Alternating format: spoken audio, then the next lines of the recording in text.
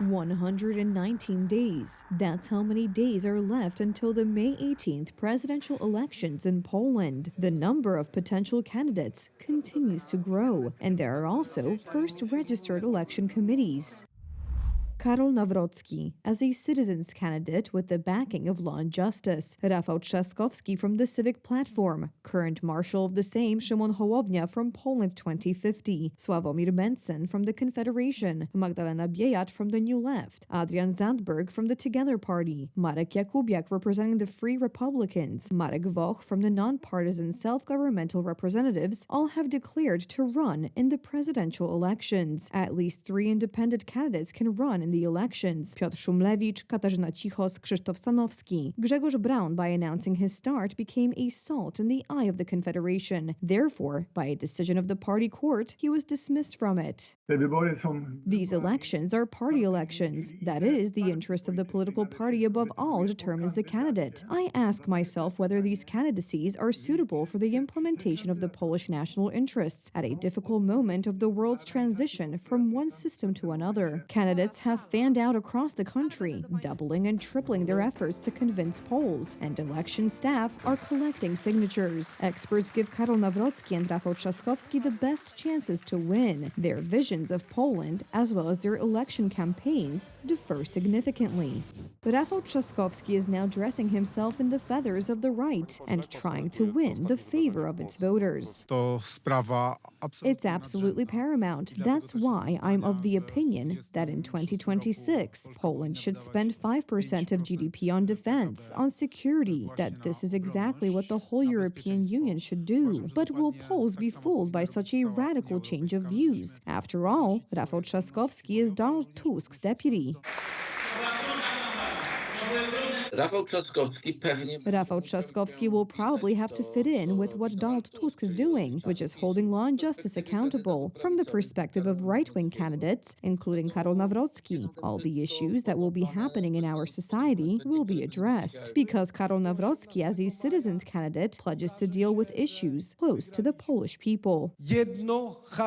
One slogan that concludes the entire plan and program of future action: the good life of Poles. Which vision of Poland will win? This will be decided at the ballot box by the Poles themselves. Elections are, after all, a celebration of democracy. This one has not been doing well in our country lately.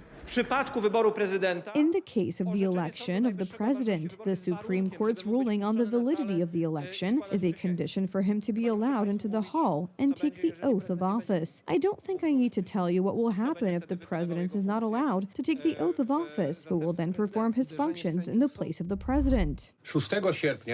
President Duda's term of office ends on August 6th. The validity of the presidential election is not established in accordance with the Constitution. Who then takes over the duties of the president? The Marshal of the Sejm. During these 3 months, the Marshal of the Sejm. He will make the appropriate changes, including statutory changes. Recognition of the result of the presidential election and its validity may be in jeopardy. The question is whether someone will not manage to actually undermine the result of the presidential election in Poland, depending on what it will be. If it suits certain circles, they won't question it. But if it doesn't suit, if God forbid the Poles choose badly, that's when they will be challenged. The validity of the election of the President of the Republic is established by the Supreme Court, or rather by the Chamber of Extraordinary Control and Public Affairs. It is precisely the legality of this chamber and its judges that politicians in Donald Tusk's government are questioning. Thus, there is a risk of questioning the possible election of a candidate from outside the December 13th coalition. Discussing with these people is absurd, because basically one would have to say that they probably have some, split in the reality they perceive. Keep in mind that these are people who accepted not only the previous presidential election, but above all, happily accepted the outcome of the last parliamentary election, which was also approved by this chamber. What if there is an attempt to undermine the recognition of the validity of the elections? If someone does not want to recognize the decision adopted by the Supreme Court, and this is, after all, provided by both the Constitution and the lower law, well, then we have a situation in a sense without a way out. Then, unfortunately, other means appear, no longer legal, but contrary to the law. The Polish public simply won't agree to it, to have someone rig an election in front of their eyes. That's why it's so important that we take part in these elections, and that's what President Andrzej Duda called on Polish people to do.